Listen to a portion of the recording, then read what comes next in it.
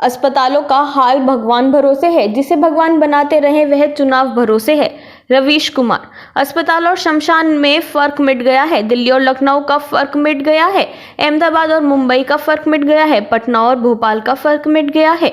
अस्पतालों के सारे बिस्तर कोविड के मरीजों के लिए रिजर्व कर दिए गए हैं। कोविड के सारे गंभीर मरीजों को अस्पताल में बिस्तर नहीं मिल रहा है। कोविड के अलावा दूसरी गंभीर बीमारियों के मरीजों का इलाज ही नहीं मिल पा रहा है। कीमो के मरीजों को भी लौटना पड़ रहा है। अस्पताल के बाहर एम्बुलेंस की कतारें हैं। भर्ती होने के लिए मरीज घंटों एम्बुलेंस में इंतजार कर रहे हैं, दम तोड़ रहे हैं। जिन्हें आईसीयू की जरूरत है उन्हें जनरल वार्ड में भी नहीं जगह मिल रही है। जिन्हें जनरल वार्ड की जरूरत है उन्हें लौटा दिया जा रहा है। शवों को शमशान ले जाने के लिए गाड़ियां नहीं मिल रही हैं।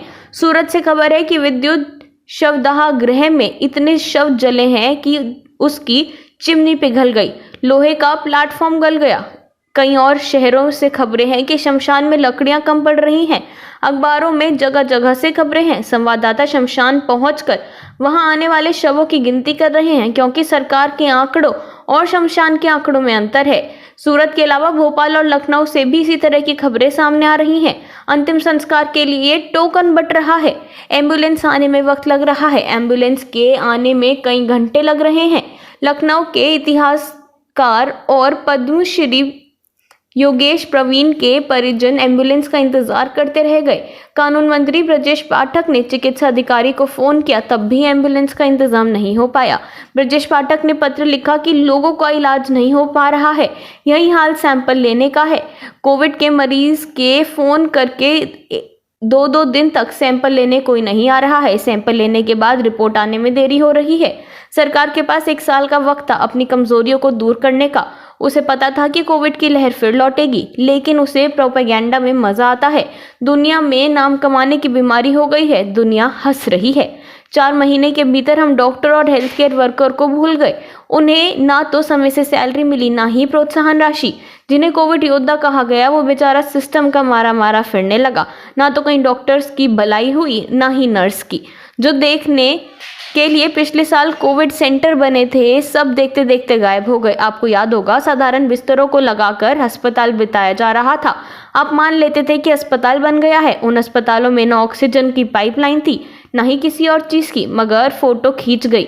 नेताजी ने राउंड मार लिया और जनता को बता दिया कि अस्पताल बन गया है। क्या आप जानते हैं, पिछले साल जुलाई में दिल्ली के सरदार पटेल कोविड सेंटर बना था, 10,000 बिस्तरों वाला। वह तो वही हॉस्पिटल नहीं था। क्वारंटीन सेंटर जैसी जगह को अस्पताल बनाकर पेश किया गया। अस्पताल होता तो उतने डॉक्टर होते, एम्बुलेंस होती, वो सब कहाँ है? इतना तो डॉक्टर समझ ही गए होंगे कि संक्रमण के लक्षण आने के कितने दिन बाद मरीज की हालत तेजी से बिगड़ती है। उससे ठीक पहले क्या किया जाना चाहिए? क्या आपको ऐसा कोई प्रचार देखा गया है जिससे लोग सतर्क हो जाएं, स्थिति को बिगड़ने से रोका जाए और अस्पतालों पर बोझ न बढ़े? हमने एक मुल्क के तौर पर अच्छा खासा व्यक्त दावा कर दिया। स्वास्थ्य व्यवस्था को मजबूत नहीं किया। जनवरी, फरवरी और मार्च के महीने में टीकाकरण शुरू हो गया था, लेकिन तरह तरह के अभियानों के नाम पर इसे लटका कर रख दिया और निर्यात का इस्तेमाल अपनी छवि कमाने में जरिए कर दिया। और जब दूसरी तरफ कंपनियों के टीका अनुमति मांग रही हैं, तब ध्यान नहीं दिया गया। जब हालत बिगड़ गई तो आपात स्थिति में अनुमति दे दी। अगर पहले दीदी होती तो आज टीके को लेकर दूसरे हालत होते। खैर, आप खुद भी देख रहे हैं, इस सवाल का जवाब धर्म में खोजा जा रहा है। सवाल जैसे बड़ा होता है, धर्म का मसला आ जाता है। धर्म के मुद्दे की प्राथमिकता मिलती है, स्वास्थ्य के मुद्दे को नहीं। आप यही चाहते हैं कि धर्म की झूठी प्रतिष्ठा का धारणा करना चाहते हैं। अधर्मी नेताओं को धर्म का नायक बनाना चाहते हैं। उन्होंने आपको अपनी हालत पर छोड़ दिया है। गुजरात हाईकोर्ट ने कहा कि राज्य में हालत भगवान भरोसे है। अस्पतालों का हाल भगवान भरोसे है। जिसे भगवान बनाते रहे वो चुनाव भरोसे है। आपका एक ऐसा ही पैमाना है। चुनाव जीतो, आम जनता लाचार है, उसकी संवेदना शून्य हो गई है। उसे समझ नहीं आ रहा है कि उसके साथ क्या हो रहा है। वो बस अपनों को लेकर अस्पताल जा रहा है, लाश लेकर शमशान जा रहा है। जनता ने जनता होने का धर्म छोड़ दिया है।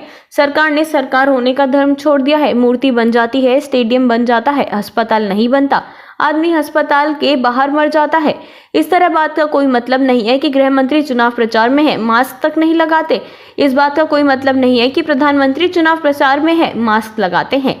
एक ही बात का मतलब है कि क्या आप वाकई मानते हैं कि मरीजों की जान बचाने के लिए इंतजाम सही से किया गया है? मेरे पास जवाब है।